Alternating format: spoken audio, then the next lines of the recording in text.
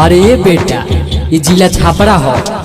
जब ठोके लंस यहाँ 6 गो तब पोस्टमार्टम में निकलेला 9 गो।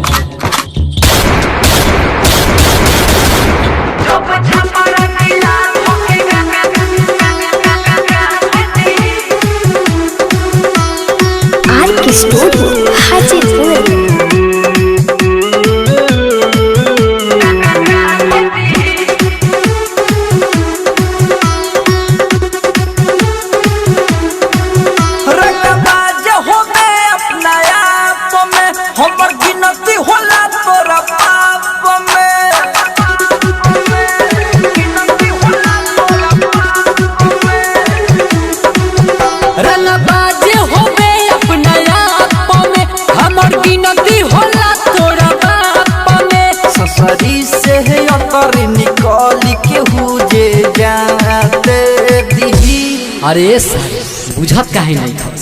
ये जिला छापरा हो। ये जा हर घर में रंगदारे पैदा होने सब। ये चलते अपन अकर अपने पासे रह ना तो ध के पछुआरा में जो छापरा जिला धोकेगा थोती ही सुने कोनो जिला नहीं साथ होती ही। जो छापरा जिला धोकेगा थोती ही सुने कोनो जिला नहीं साथ होती ही।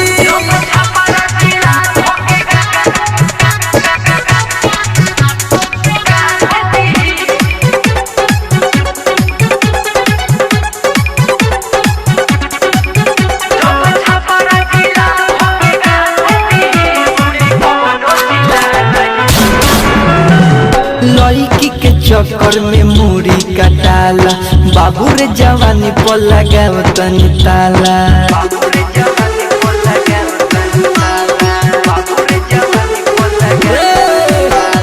लड़की के चक्कर में मुड़ी कटाला बाबू रे जवानी पर लगाव तनी ताला। छापर के छोकरा से जूझे लगबे पाइटी में छुल छुल मुते लग बट सब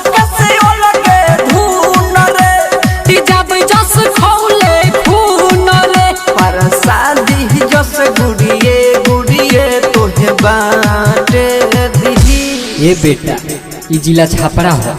यहाँ लड़की के फेरा में जब मर्डर हो सकता तो साला दोस्ती यारी के चक्कर में तो गदर हो जाए। जो छापरा जिला धोकेगा थोती ही सुने कोनो जिला नहीं साथ होती ही। जो छापरा जिला धोकेगा थोती ही सुने कोनो जिला नहीं साथ होती ही।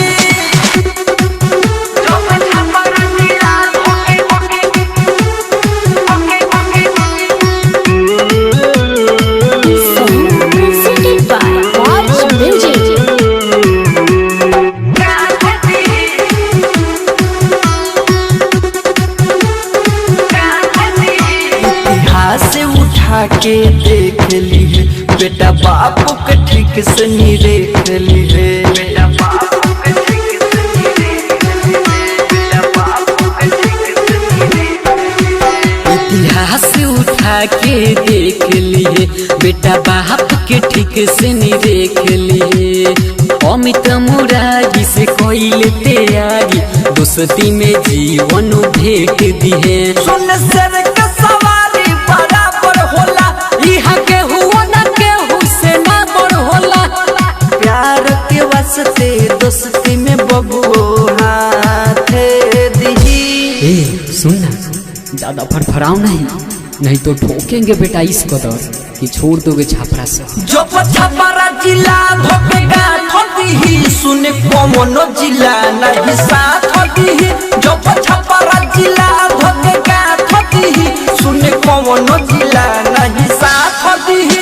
रंगबाज होबे अपना आप में हमर गिनती होला तोरा बाप में। ससुरी से है अतर निकल के हुजे जाते दी। ए बाबू शेर के सवारी या छपरहिया के आई साला किस्मते वाला के मिलेला जो ऐस कर। जो छापरा जिला धोकेगा थोती ही सुने कोनो जिला नहीं साथ होती ही। जो छापरा जिला धोकेगा थोती ही सुने कोनो जिला नहीं साथ होती ही। Music projects.